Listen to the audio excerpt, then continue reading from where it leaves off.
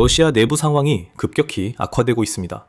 러시아 어머니들은 푸틴에게 등을 돌리고 특별 군사작전으로 아들들이 계속 희생되는 것에 공개적으로 불만을 제기하고 있습니다. 그리고 역사가 증명하듯 러시아에서 바로 이 집단이 목소리를 내는 상황만은 절대 원치 않을 겁니다. 러시아 정부는 두려워해야 합니다. 그리고 러시아 어머니들만이 아닙니다. 러시아의 주요 도시인 모스크바 시장도 이제 푸틴의 동원 계획에 공개적으로 반대하고 있습니다. 심지어 러시아의 선전가들, 전쟁 블로거들조차도 이제는 푸틴을 공공연히 나약한 지도자라 부릅니다. 이런 반대를 막기 위해 푸틴은 자신을 배신하지 않을 유일한 조직, 오랜 KGB 후계인 FSB에 의존하며 전례 없는 권력을 넘겼습니다. 그 결정은 FSB와 러시아 엘리트들 사이에 일종의 내전 같은 갈등을 조용히 촉발했습니다.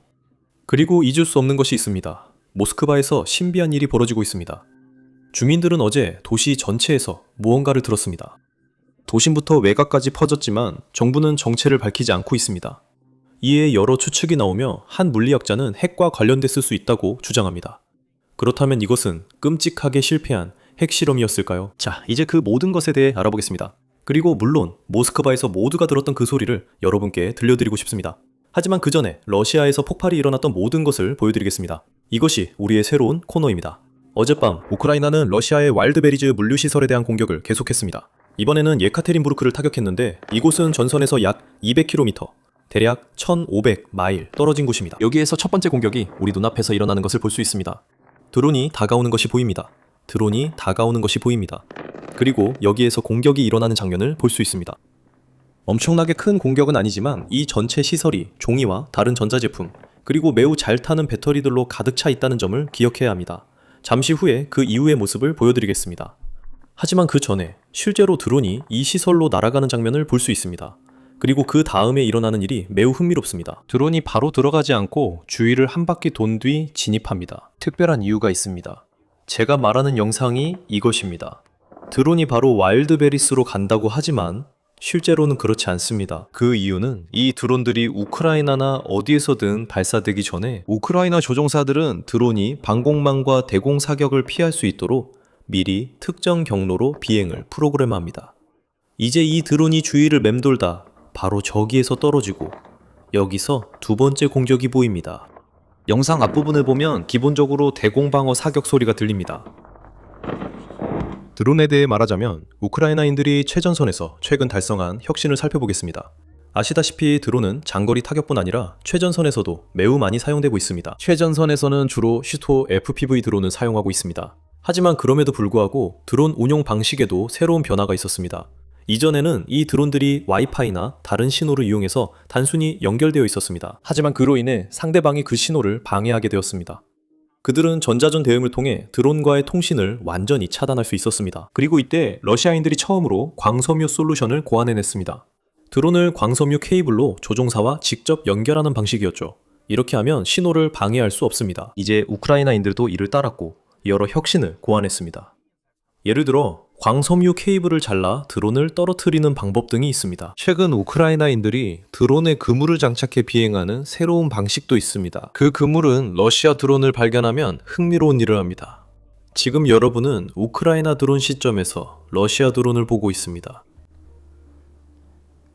저기에 그물이 있습니다. 그물은 기본적으로 드론이 계속 비행하거나 선회하지 못하게 만듭니다. 그래서 드론은 날 수 없고 그냥 떨어집니다. 확실히 흥미롭네요. 하지만 저에게는 더 흥미로운 것이 있습니다. 이것이 흥미로운 점 중 하나는 우크라이나 드론이 임무 중에 파괴되지 않는 혁신이라는 것입니다. 임무가 끝난 후에도 여전히 날고 있어서 그 드론을 여러 번 재사용할 수 있습니다. 이 드론은 매우 비싸지 않고 몇백 달러일 것 같습니다. 그래서 우크라이나인들이 드론을 잃는 것에 대해 그렇게 신경 쓰지는 않을 것 같습니다. 하지만 그럼에도 불구하고 확실히 흥미로운 점입니다. 다음 영상에서는 정확히 말해 여파라기보다는 공격 이후 와일드베리 창고에서 불이 타오르는 모습을 볼 수 있습니다. 한번 보시죠. 이 불길은 정말 강렬합니다. 물론 이 창고들은 정말 거대합니다. 축구장 여러 개를 합쳐놓은 크기죠. 어떤 창고는 축구장 50개 크기와 맞먹기도 합니다. 그래서 전체가 파괴되면 불길은 쉽게 꺼지지 않고 며칠씩 타오르기도 합니다. 몇몇 우크라이나 계정이 밈을 만들었는데 그중 제가 본 것 중 가장 웃겼습니다. 여기서는 러시아 국기 상단을 우크라이나가 공격한 정유소 등으로 바꾸자는 새 제안을 했어요.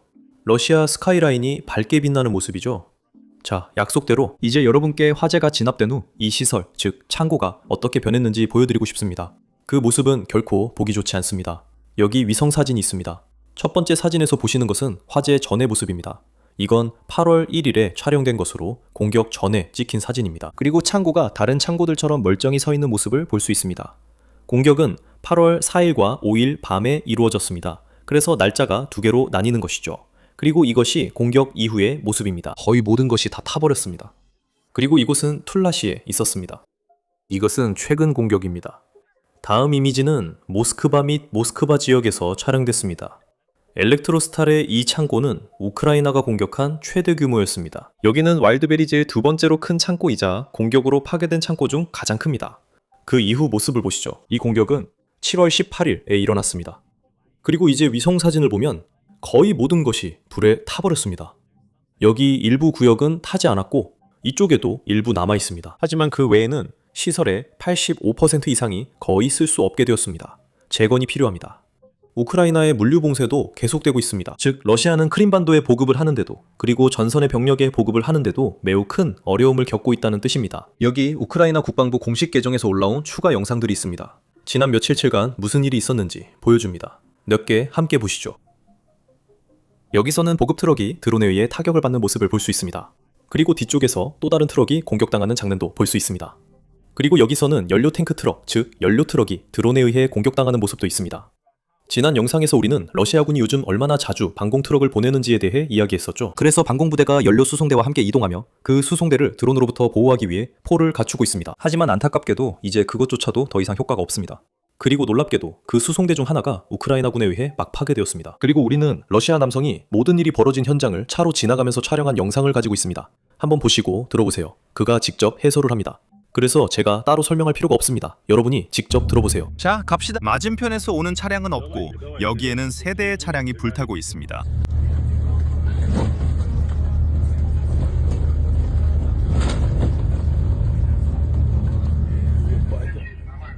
도로는 뚫렸습니까?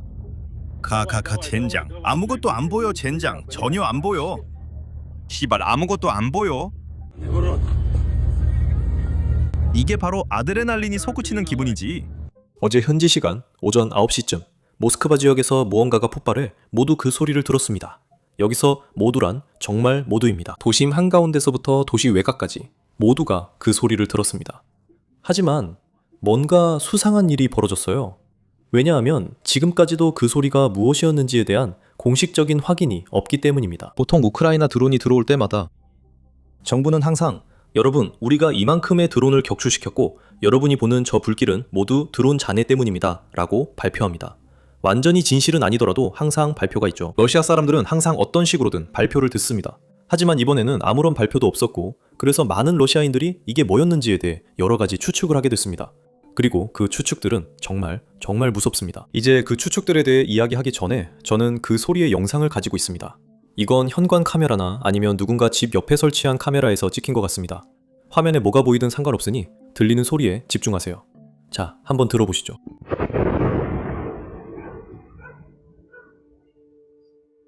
그리고 여기에 더해서 근처에 사는 한 러시아 주민이 있습니다. 그는 그 소리를 들었고 모두를 혼란스럽게 만드는 한 가지 세부 사항을 이야기했습니다. 그는 보통 우크라이나인들이 드론이나 미사일을 보낼 때마다 소리가 예를 들어 이쪽에서 들린다고 합니다. 그러니까 우크라이나 국경 쪽을 향한 특정 방향에서 소리가 들린다는 거죠. 우크라이나가 우크라이나에서 드론을 보내면 그는 드론이 날아오는 소리를 듣고 그 다음에 반대편에서 폭발 소리를 듣는다고 합니다. 하지만 이번에는 폭발과 소리가 우크라이나가 아닌 모스크바 쪽에서 들렸다고 합니다. 원래와는 다른 방향이라는 거죠. 이 사람이 뭐라고 말하는지 들어보세요. 정말 이상해요. 모스크바는 저쪽인데 소리는 다른 방향에서 들렸어요. 중앙순환도로와 군사기지 등 시설도 그쪽에 있습니다.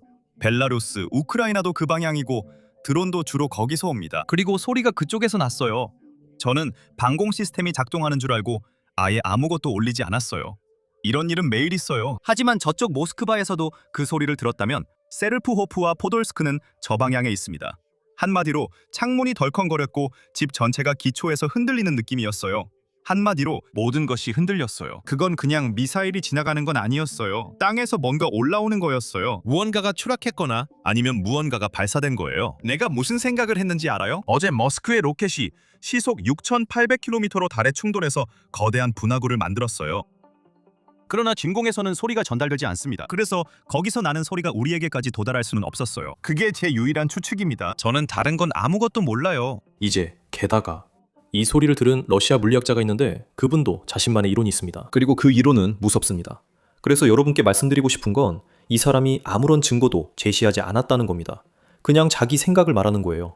아시죠? 그냥 추측만 하는 겁니다. 이제 그는 연기가 없었으니까 핵소리나 핵폭발일 수 있다고 말합니다. 그리고 그는 자신의 주장을 뒷받침하기 위해 러시아의 차르 폭탄과의 역사적 비교를 사용합니다. 한번 들어보시죠. 신사숙녀 여러분, 저는 아무도 신사숙녀 여러분, 오늘 모스크바에서 발생한 폭발 충격파에 대해 아무도 겁주고 싶지 않습니다. 하지만 물리학자로서 볼 때 왠지 아무것도 우리를 강타하지 않았고 아무것도 불에 타지 않았습니다. 그리고 연기도 없었습니다. 아마도 그것은 핵과 관련됐을 겁니다. 하지만 다시 말씀드리지만 이것이 확실하다고는 못하겠습니다.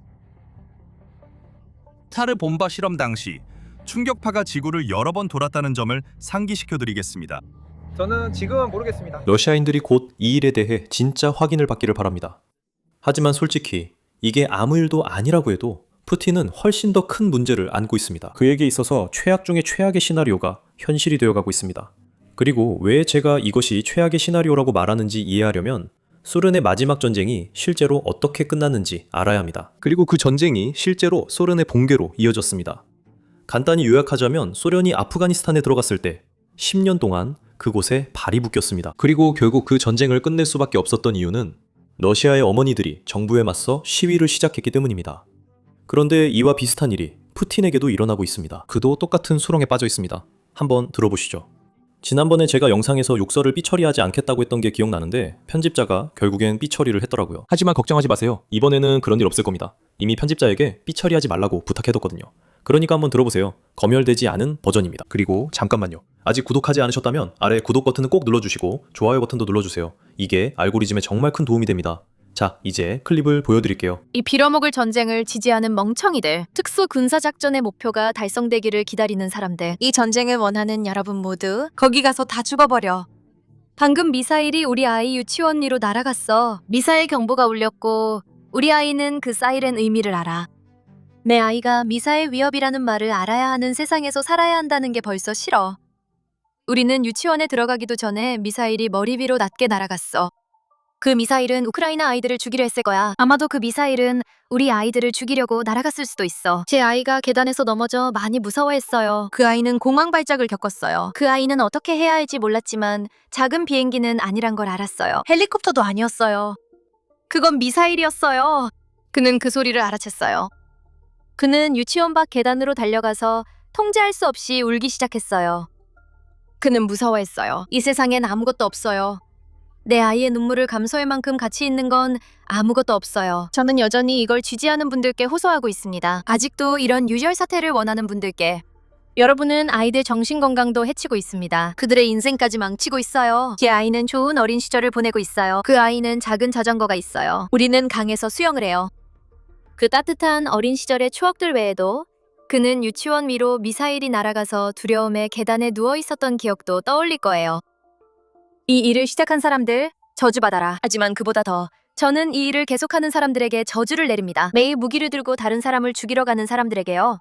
저는 이미 집에 도착했고 미사일 경보는 끝났지만 여전히 화가 납니다. 이런 일이 거의 5년째 계속되고 있어요. 두 사람, 딱 2명. 자기들끼리 작은 문제조차 외교적으로 해결하지 못하고 있어요. 그리고 양쪽 모두에서 아이들과 무고한 사람들의 생명을 희생시키고 있어요. 저는 우크라이나에서 100km 떨어진 곳에 살아요. 이해하시나요? 저는 5년 만에 처음으로 미사일을 본 건 운이 좋았어요. 양쪽 국경 지역에 사는 사람들은 아마 훨씬 더 많이 봤을 거예요. 저는 마을 사람들과 나누려 해요. 아무도 저를 지지하지 않고 모두 저를 탓하기만 해요. 지금 일에 불만을 가진 저를 탓하는 게 이 일을 시작하고 계속 이어가는 저 나쁜 놈들을 탓하는 것보다 더 쉽죠. 여긴 인구 18,000명도 안 되는 작은 마을이고 블로그 덕분에 이곳 사람들이 저를 잘 압니다. 그리고 대부분의 사람들은 저와 말도 하지 않게 됐어요. 저는 매우 분노하고 있어요. 저는 분노했고 앞으로도 계속 분노할 거예요. 저는 전쟁을 전쟁이라 부르고 잘못된 일이며 슬픔과 고통, 추악함이라고 말할 겁니다. 그리고 늘 평화를 선택하자고 호소할 것입니다. 어떤 순간에는 모든 것이 곧 끝나길 바라요. 또 어떤 때는 완전히 절망감을 느껴요. 저는 부모님 곁에 있으려고 정말 열심히 노력했고 다른 곳으로 떠나지 않으려고 했어요. 제가 어떻게 떠날 수 있겠어요? 제가 아이들을 계속 이런 위험에 노출시켜야 하나요? 제 아이가 머리 위로 미사일이 날아가 울고 있는 곳에서요? 저는 전쟁에 단호히 반대합니다. 앞서 말씀드렸듯이 어머니들은 어느 나라에서나 매우 강력한 집단이지만 소련에서는 실제로 국가를 물러서게 만든 전례이 있습니다. 이것은 소련에서 시작됐습니다. 어머니들이 아프가니스탄 전쟁에 반대에 시위하며 군인 어머니 위원회를 만들었고 이 조직은 큰 영향을 미쳤습니다. 그들은 국가에 대한 최초의 민간인 반란이 되었고 실제로 성공했습니다. 왜냐하면 그 시위들 때문에 국가가 정책을 바꿨기 때문입니다. 소련이 붕괴된 후 러시아에서도 똑같은 일이 실제로 일어났습니다. 러시아가 처음으로 체첸 전쟁에 참전했을 때 이 군인 어머니 위원회가 다시 활동을 시작했습니다. 징병제에 반대하는 시위를 시작했습니다. 그리고 옐친 정부는 실제로 다시 한번 물러섰습니다. 젊은이들의 징병을 중단했고 학생들의 징병도 중단했습니다. 그리고 놀랍게도 이 시기에 푸틴은 러시아 정치에서 실제로 활동하고 있었습니다. 그래서 그는 이것을 직접 보았고 모든 것을 기억하고 있습니다. 이것이 그가 우크라이나 진입 후 이런 운동이 재발하지 않도록 신중했던 이유입니다. 그는 그 결과를 잘 알기 때문입니다. 그래서 우리는 이런 영상을 볼 때마다 주의 깊게 관찰하고 진짜 의미를 파악해야 합니다. 푸틴에게는 이것이 더 큰 문제로 번질 수 있습니다. 그러나 꼬마 블라디미르는 이것만이 문제가 아닙니다. 모스크바 권력자들도 목소리를 내고 있습니다. 여기서 권력자는 진짜 권력을 가진 사람들입니다. 저는 모스크바 시장을 말합니다. 많은 이들이 그가 푸틴 후계자일 수 있다고 추측해왔습니다. 그리고 이제 그는 크렘린 내부에서 많은 이들이 추측하거나 이야기하는 덩원 계획을 공개적으로 지지하지 않는다고 말합니다. 이 내용은 우리가 예전에 다뤘고 많은 전문가들이 러시아 선거 이후에 9월 말쯤에 있을 것으로 생각되는 선거 이후에 블라디미르 푸틴이 최소 50만 명의 남성을 동원해 전선으로 보낼 계획을 가지고 있다고 합니다. 하지만 시장은 이 계획이 잘못됐고 경제를 망치며 러시아가 전쟁에서 패배할 것이라고 말합니다. 들어보시죠. 우리는 끊임없이 이런 얘기를 듣고 있습니다. 우리는 모든 것을 동원하라는 말을 계속 듣고 있습니다. 경제를 전시체제로 전환하자는 얘기가 계속 나오고 있습니다. 하지만 현대 경제는 다르게 구성되어 있습니다.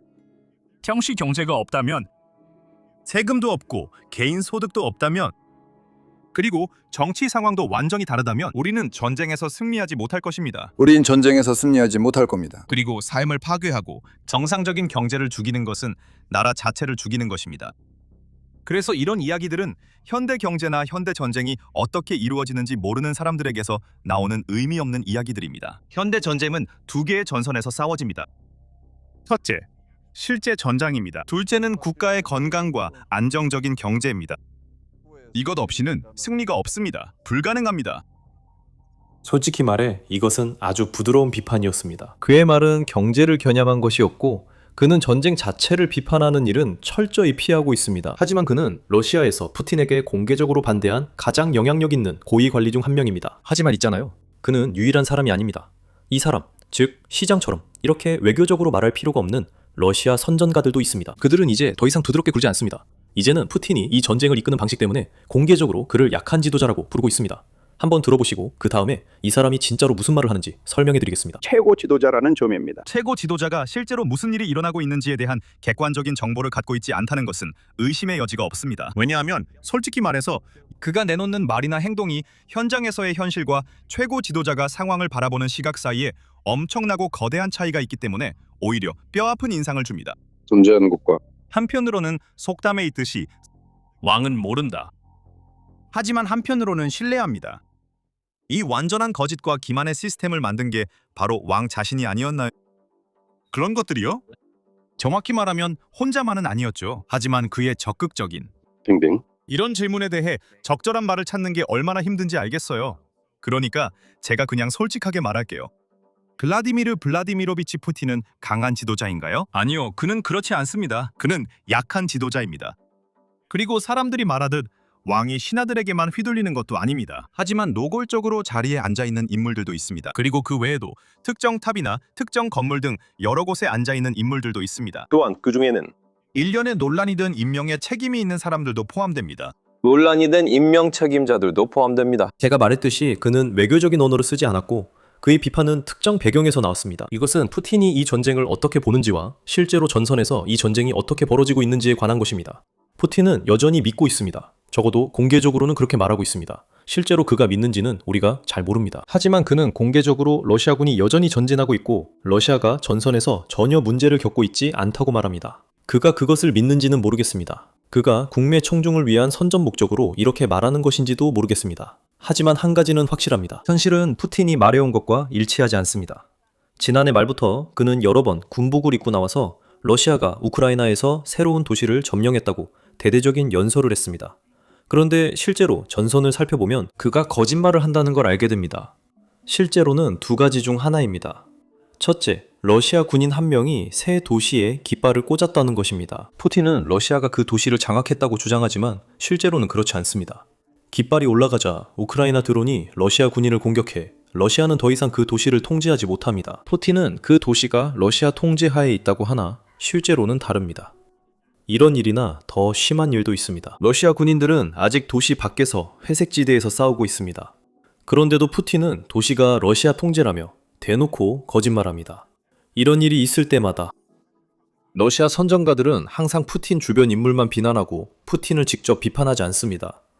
늘 푸틴이 잘 몰라서 그렇고 정보를 주는 사람들이 거짓말하거나 나쁜 조언을 해서 그렇다고 말합니다. 하지만 그들은 절대 차르를 직접적으로 비판하려 하지 않습니다. 그런데 이 사람은 그런 체면을 다 버렸습니다. 그는 그냥 푸틴을 직접적으로 비난하면서 공개적으로 푸틴이 약한 지도자라고 말하고 있습니다. 푸틴이 이 전쟁을 제대로 이끌지 못하고 있다고요. 그리고 물론 잊지 말아야 할 점은 이 사람은 전쟁에 반대하는 사람이 아니라는 겁니다.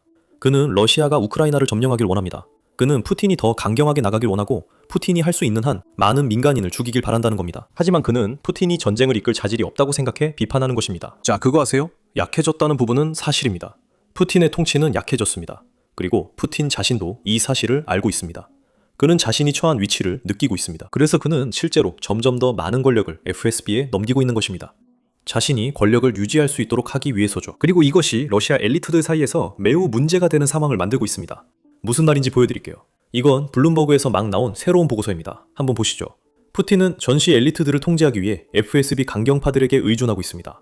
이 보고서에 따르면 많은 러시아 엘리트들은 푸틴이 권력 유지를 FSB에 맡기면서 이 전쟁에 대한 불안감이 커지는 가운데 FSB가 이제 통제 불능 상태가 되었다고 점점 더 두려워하고 있습니다. FSB가 권력을 남용한 대표적인 사례가 텔레그램 CEO 사건입니다. 그는 러시아에서 태어난 러시아 출신 억만장자입니다. 텔레그램은 아마 러시아에서 설립된 걸로 압니다. 그리고 이제 그 사람은 테러 혐의로 기소되었습니다. 그런데 왜 그가 이런 혐의를 받게 된 걸까요? 그는 텔레그램에서 우크라이나 단체 채팅방 삭제를 원하지 않았기 때문입니다. 텔레그램은 10억 명 넘게 사용하는 대형 메신저 앱입니다. 즉 우크라이나인과 러시아인 모두 이 앱을 사용한다는 의미입니다. 이번 전쟁 동안 이 전쟁에 직접적이든 간접적이든 관련된 모든 사람들에게 텔레그램 사용이 폭발적으로 증가했습니다. 이제 푸틴은 러시아 출신 남자가 소유했던, 적어도 러시아에서 태어난 남자가 소유했던 앱에 우크라이나 단체 채팅방이 있는 것을 원하지 않습니다. 그래서 푸틴은 이 남자에게 그런 단체 채팅방을 삭제하라고 압박을 가했습니다. 하지만 그가 거절하자 그는 테러 혐의로 기소됐습니다. 물론 이 결정을 직접 내린 건 푸틴이 아니었습니다. 바로 FSB였습니다. 하지만 푸틴이 이 조직을 그렇게 신뢰하는 이유는 분명합니다. 모두가 푸틴이 정치에 입문하기 전에 KGB 요원이었음을 기억합니다. 하지만 사람들이 잊는 사실은 그가 정치에 입문한 후 KGB가 FSB로 개편됐다는 점입니다. 그래서 KGB는 사실상 FSB가 된 셈이죠. 그리고 푸틴은 러시아 텔레비전과 뉴스 방송에 공개적으로 나와 KGB를 옹호한 최초의 정치인 중 한 명이었습니다. 이 시기에 많은 사람들이 소련 시절 KGB가 얼마나 악랄했는지 깨달았습니다. 그래서 KGB가 해체되고 새로운 조직인 FSB가 만들어졌지만 실제로는 거의 같은 조직이었습니다. 그리고 그뿐만 아니라 푸틴은 FSB를 옹호했을 뿐만 아니라 대통령이 되기 전에는 그곳의 수장이기도 했습니다. 그는 KGB 수장이었습니다. 그리고 나서 총리가 되었고 그 다음에는 임시 대통령이 되었으며 결국 대통령이 되었습니다. 그래서 그는 이 조직의 수장이었습니다. 그는 직접 스파이였습니다. 그래서 그가 그들을 그렇게 신뢰하는 이유가 이제는 어느 정도 이해가 됩니다. 하지만 러시아 엘리트들은 이에 대해 별로 만족하지 않습니다. 왜냐하면 그들은 이것을 FSB가 더 많은 권력을 얻고 그 권력에 대한 견제가 전혀 없는 것으로 보기 때문입니다. 견제와 근영이 전혀 없습니다.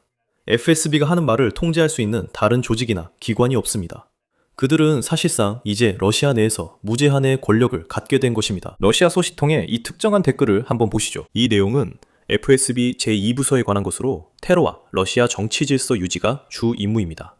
현재 이 부서는 책임 없이 누구든 조사할 수 있는 재량권을 갖고 있습니다. 이 부서가 바로 그곳이었습니다. 이 그룹은 텔레그램 창립자를 추적한 곳입니다. 같은 부서가 일리아 렘졸라로프, 즉 우리가 다뤘던 칭크렘린 전쟁 블로거를 투옥시켰습니다. 그는 푸틴이 전쟁 범죄로 재판과 교수형을 받아야 한다고 주장했습니다. 그리고 이제 그는 그 발언만으로 감옥에 갇혔습니다. 게다가 이 그룹은 반전 정치인 보리스 나자딘을 담당하고 있습니다. 그는 최근 나라를 떠났고 2024년 푸틴과 대선에서 경쟁했습니다. 몇 주 후 알렉세이 나발리 사진을 올려 극단주의 혐의로 유죄 판결을 받았습니다. 그리고 그는 이번 달 아니면 지난달에 외국 대리인으로 지정되었습니다. 그리고 그는 자신의 생명이 위협받는다고 느꼈을 때 안전을 위해 프랑스로 갔고 그곳에서 FSB를 걱정하지 않고 푸틴에 대한 비판과 반대를 계속할 수 있었습니다. 같은 제2국 이 사업 재벌들도 추적하고 있습니다. 그들은 다른 사람들의 재산을 압수하고 때로는 충성파들에게 그것을 분배하기도 합니다.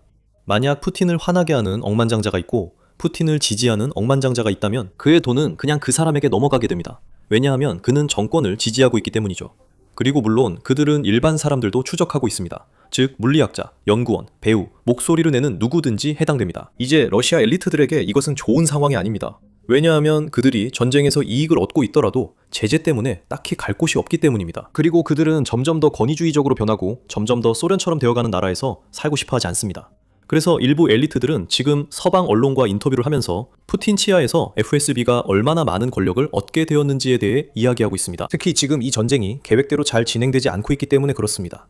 그래서 점점 더 많은 사람들이 푸틴을 비판하고 있습니다. 그리고 그에 대한 보복으로 푸틴은 FSB에 더 많은 권력을 주면서 비판을 잠재우려고 하고 있습니다. 무슨 말인지 아시겠죠? 자, 계속해서 이번 주 배틀필드 브레이크다운 에피소드에서 휴스턴 출신 데이비드 스티븐스가 함께했습니다.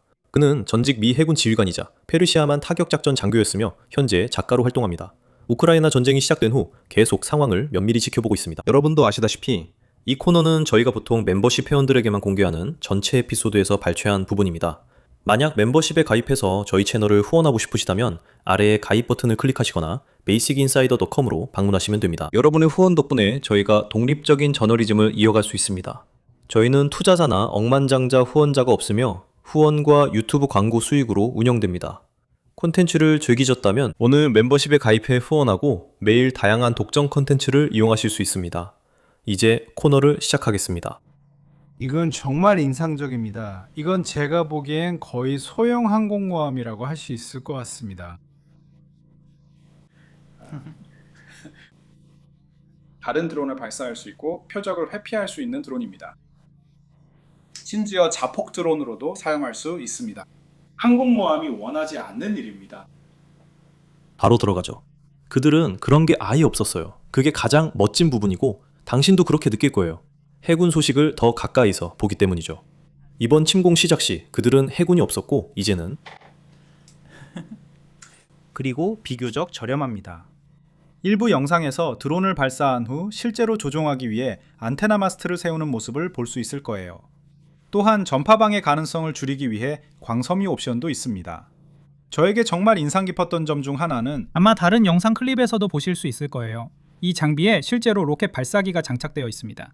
그리고 이 중 하나에는 AIM-9 사이드와인더 미사일도 장착되어 있습니다. 그건 제가 F-18 날개 끝에 달고 다니던 것입니다. F-18 날개 끝에는 다른 항공기를 격추하기 위해 설계된 사이드와인더 미사일 2발이 있습니다. 정말 놀랍죠? 그리고 제가 알기로는 이 미사일로 실제로 2대의 항공기를 격추했다고 합니다. 네, 정말 말도 안 되죠. 최근에 미국에서 무언가를 공식적으로 확인한 것 같아요. 합동참모본부, 맞는 표현인가요? 그가 F-16, 이 SU-35를 격추했다고 확인했는데 SU-35는 러시아의 최고급 전투기입니다. 맞아요. 하지만 실제로 러시아 항공기를 격추한 건 바로 이 바라쿠다 드론이었습니다. 정말 말도 안 돼요. 이 해군 드론들도 아직 광섬유에 의존하나요? 아니면 아니요. 바다 드론에서 발사하는 FPV 드론까지는 광섬유를 사용하지만 이제는 와, 필요하지 않는 대단하네요. 것 같아요. 갑판의 거대한 마스트를 보면 그게 필요 없다는 걸 알 수 있어요. 그건 확실히 송신과 수신을 하고 물론 이상을 이용해서 선박에서 조종 요원에게 신호를 보내는 거죠. 네, 정말 대단하죠. 그리고 우크라이나가 흑해와 아조프해에서 모든 유조선을 타격하는 작전을 펼치는 것도 보셨을 거예요. 제가 방금 알게 된 흥미로운 사실은 우크라이나 측에서는 단 한 명의 선원도 위험에 처하지 않는다는 겁니다. 지금까지 약 200척의 유조선을 격침시켰어요. 정말 그렇죠. 이 영상 클립들을 보면 우선 그들은 총격을 피하고 있고 폭탄을 초월하고 있지만 이 유조선들의 키와 추진 시스템을 목표로 하고 있습니다. 그리고 그건 정말 중요합니다. 유조선 옆구리에 구멍을 내고 싶지 않으니까요. 특히 자기네 해역에서는 더 그렇습니다. 큰 기름 유출이나 화재를 일으키고 싶지 않으니까요. 제 말은 그건 정말 엄청난 폭발이잖아요. 그렇죠? 네, 항상 효과적인 건 아니죠. 유조선에 불이 날 수 있지만 유출은 원하지 않아요. 특히 공유하는 연안 해역이라면 더 그렇죠. 네, 아니요. 아니요? 우크라이나는 그들이 시도하고 있지 않다고 분명히 밝혔어요. 그들은 단지 이 유조선들이 더 이상 작동하지 못하도록 무력화시키고 있을 뿐이지 손상시키려고 맞아요. 하는 건 아니라고 했어요. 안에 있는 석유나 그런 것에는 손상을 주려는 게 아니에요. 네, 그리고 이건 이란에서 찍은 영상들인데 이 부분은 당신이 한동안 거기 있었으니까 더 많이 이야기해 줄 수 있을 것 같아요. 미 해군 자폭 드론이 이란 두들을 타격하는 모습입니다. 한 달 전 영상입니다. 네, 그건 우리가 쓰는 새로운 기술이에요. 그리고 우리는 미국 군대와 방위 산업은 우크라이나와 이란을 포함한 다른 나라들로부터 배우는 것을 꺼리지 않습니다. 우리가 지금 전장에 투입하고 있는 많은 드론들은 기본적으로 우리가 성능을 높이고 개량해 그들에게 다시 돌려보내는 샤헤드 드론들입니다. 우리는 무엇이 하지만 있는지 저들은- 알고 있나요? 혹시 업그레이드인가요? 대부분은 자율 시스템이고 전파 방해를 완전히 무시할 수 있는 능력이 있습니다. 또한 더 빠른 속도와 기동성, 스텔스 기능도 있습니다. 바라쿠다, 맞아요. 그건 마치 초소형 항공모함 같은 거죠. 저기 보시면 뒤쪽에 발사 렉이 있습니다. 모두 있는 건 아닙니다. 하지만 유도되지 않은 로켓도 발사할 수 있고 또 말씀드렸듯이 원래 전투기에 다는 열추적 미사일도 이미 장착했습니다. 그래서 그렇게 높은 곳까지 도달할 수 있습니다. 이건 좀 바보 같은 질문일 수도 있는데 그러면 공중에 있는 전투기도 격추할 수 있다는 건가요? 아니면 그냥 이건 일종의 휴대용 대공미사일 체계와 비슷해요. 어깨에서 발사하는 미사일을 본 적 있죠? 러시아제, 미국제, 그리고 다른 나라 것까지 여러 종류가 있어요. 이런 것들은 어깨에서 발사할 수 있고 사거리가 제한적이에요. 꽤 낮은 고도를 나는 항공기만 맞출 수 있죠. 에임9은 훨씬 더 강력하고 사거리도 길어요. 그리고 훨씬 더 정교하죠. 또한 이 클립이 끝나면 드론이 발사되는 장면도 볼 수 있습니다. 분명히 그렇게 적혀 있을 거예요. 여러분은 이제 로켓이 기체 뒤쪽에서 발사되는 장면을 보고 있습니다. 그래요? 저게 바로 그 배의 방어 시스템입니다. 저기 안테나 마스트와 카메라가 있어요. 그리고 드론이 나오고 있습니다. 출발합니다. 그래서 저 드론들은 모선과 연결되고 그 모선은 미성을 통해 운용자와 다시 연결됩니다. 정말 대단하네요. 혹시 기억하실지 모르겠지만 우리가 1년 전에 중국이 이런 걸 만들려고 한다는 걸 다뤘었잖아요. 그런데 우크라이나가 다른 누구보다 먼저 해냈네요. 네, 자신의 나라에서 생명이 위태로우면 동기부여가 정말 강해집니다. 혁신 속도가 훨씬 빨라지죠. 그런데 혹시 이거 보셨나요?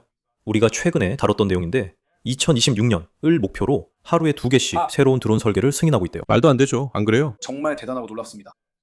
우리가 배워야 할 것들이죠. 하지만 그게 또 어려운 점이죠. 왜냐하면 미국도 계속 혁신하고 있었으니까요. 제 말은 이거죠. 우리도 여전히 혁신하고 있잖아요. 그렇죠? 냉전이나 2차 세계대전처럼 혁신이 극대화된 시기엔 가능했지만 평시엔 그런 수준을 따라가기 어렵죠. 동의하시나요? 아니면 의견이 다르신가요? 네, 당연하죠. 그건 의심의 여지가 없습니다. 그리고 우리는 군산 복합체에서 훨씬 더 많은 추진력을 가지는 경향이 있습니다. 하지만 현 국방장관 체제에서는 그가 방산업체들을 돌아다니면서 기본적으로 그들에게 바로 그 일을 하라고 독려하고 있습니다. 네, 이건 비즈니스적인 이야기인데 저도 이런 회사 CEO들이 이 문제에 대해 말하는 걸 봤어요. 생산을 늘리는 가장 큰 이유는 정부가 실제로 주문할 때이지 말로만 할 때가 아니라는 겁니다. 우리는 생산을 늘려야 한다고 말하는 것만으로는 부족합니다. 왜냐하면 이 CEO들에게는 다른 동기들도 있기 때문이죠. 만약 확실한 수익이 보장되지 않는다면 그들은 새로운 공장에 너무 많은 돈을 쓰고 싶어 하지 않습니다. 아니요, 실제로 그렇게 운영됩니다. 지금은 문제라고 생각하지 않습니다. 탄약 소모 속도가 매우 빠릅니다. 네, 맞아요. 정말 말도 안 되죠? 자, 다음 영상은 FPV 터미널 글라이더 드론이 러시아 보트로 돌진하는 장면입니다. 이건 중요합니다. 인간 조종사가 목표를 포착한 다음 AI 전문가 시스템에 넘겨서 계속 공격을 진행하게 합니다. 전파 방해 시 시스템이 완전 자율적으로 작동합니다. 와, 그리고 보시다시피 매우 효과적입니다. 목표물이 기동 중입니다. 아마도 추적당하고 있다는 걸 알고 있을 거라고 생각합니다. 하지만 AI 시스템이 더 빠릅니다.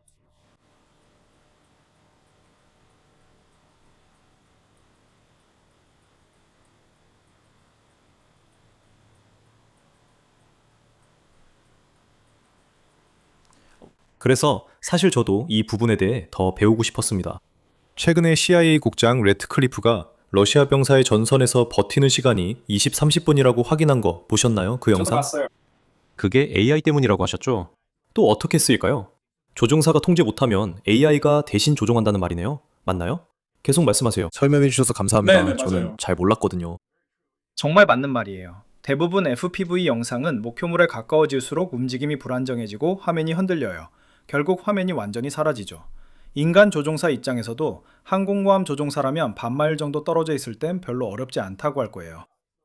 조금 빗나가도 괜찮지만 항공모함에 착륙할수록 보정은 더 작아져야 하고 더 빨라져야 해요. 인간의 속도에는 한계가 있습니다. 그래서 밤에 항공모함에 착륙하는 건 제가 2번 이상 해본 일 중 가장 어리석은 일이에요. 그래도 같은 일이 반복됩니다. 무언가를 목표물로 유도하려고 할 때도 마찬가지예요. 실제로 목표물까지 조종해서 날려보내려고 하면 보정은 점점 더 작아지고 더 빨라져요. 그래서 초기 FPV 영상들 중 상당수가 영상이 흔들리고 저거 부딪히는 거 아니야? 라고 생각하게 돼요. 마지막에 극강화해서 맞거나 안 맞을 수 있죠. AI를 도입하면 더 정밀하게 조종할 수 있는데 AI가 더 빠르게 반응하기 때문이에요. 아직 목표물을 직접 포착하진 않아요. AI는 단지 최종 유도 단계만 담당하고 있어요. 하지만 그건 또 다른 이야기죠. 우리는 AI에 의한 목표물 포착 단계로 나아가고 있습니다. 그리고 그건 또 다른 여러 가지 요소들을 가져오게 됩니다. 네, 그 논쟁은 여전히 진행 중이군요. 방금 말씀하신 방식이 최전선에서도 적용될 수 있겠네요.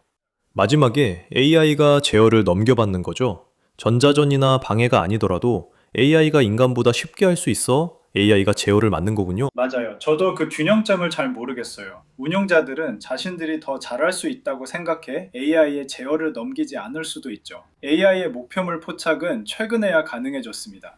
20-30년 전만 해도 AI가 최고의 체스 마스터들을 이길 수 있었죠. 하지만 AI는 야구공을 잡거나 운전할 수 없었어요. 오늘날 미국 전역을 자릴 수 있습니다. 옵티머스 로봇은 야구공을 던지고 잡을 수도 있습니다. 이런 능력은 자율적 목표물 획득을 가능하게 합니다. 하지만 이제는 이른바 킬체인, 즉 공격 여부를 결정하는 과정에서 인간이 빠질 수도 있습니다. 그 점에 대해 우려가 있습니다. 확실히 그렇죠. 미국에서는 이런 문제에 대해 큰 논쟁이 있을 거라고 확신합니다. 그리고 사람들은 올바른 답을 찾으려고 하겠죠. 서로 의견이 달라도 목표는 올바른 답을 찾는 겁니다. 다른 나라들은 이런 논쟁조차 없을 수도 있습니다. 중국이나 러시아 같은 나라를 굳이 언급하지 않아도 돼요. 우크라이나가 이런 논쟁을 할 수 있을지조차 모르겠습니다. 특히 우크라이나가 러시아에 비해 인력이 훨씬 적기 때문에 다른 나라들보다 훨씬 더 빠르게 이런 기술을 받아들여야 할 필요가 있습니다. 맞아요. 우크라이나는 도덕적 한계가 거의 없는 상대와 싸우고 있습니다. 참고로 우리도 일부 자유 시스템을 보유해 실제 운용 중이며 자율 전투기도 있지만 아직 시제품 단계입니다. 말씀드렸듯이